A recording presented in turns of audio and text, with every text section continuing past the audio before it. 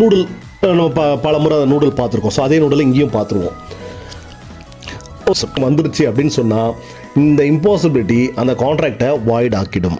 So அந்த எதுக்காக அந்த கான்ட்ராக்ட் உருவாக்கப்பட்டது? ஒரு கூட்ஸ்க்காக தான் ஒரு கூட்ஸை செல் கான்ட்ராக்ட் எனக்கு அந்த கூட்ஸை கொடுக்கல அப்படின்னு சொல்லிட்டு அவர் டேமேஜை வந்து கிளைம் பண்ண முடியாது.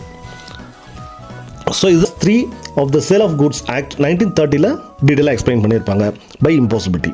ட்ரீட்டிங் பார்ட்டியும் வந்து ஒரு டைம் வந்து நம்ம அக்செப்ட் பண்ணிக்கிட்டு டைம் வந்து இந்த கான்ட்ராக்டில் எசென்ஷியல் அப்படின்னு சொல்ல மாதிரியான ரைட் பையருக்கு இருக்கு. அடுத்து பார்த்தீங்கன்னா இந்த டிலேயால் பையருக்கு ஏதாவது டேமேஜஸ் உருவாச்சு அப்படின்னு டிஃபெண்டன்ட் பார்த்தீங்கன்னா ஒரு எக்ஸிபிஷன் ஒன்று பிளான் பண்ணியிருக்காரு.